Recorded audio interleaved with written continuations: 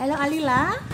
Okay, I want you to read your story. A picnic in the park. Today, me and my family go to park to picnic. In there, we search a place to picnic. After that, we are starting the picnic and eat some fruit and enjoy the nature. There is green tree, the cloud is pretty, the sky is blue. I like this park because it's pretty. Then me and my little sister are playing a hide and seek, and my mother and father are talking. At the afternoon, we are seeing a sunset that is beautiful and nice.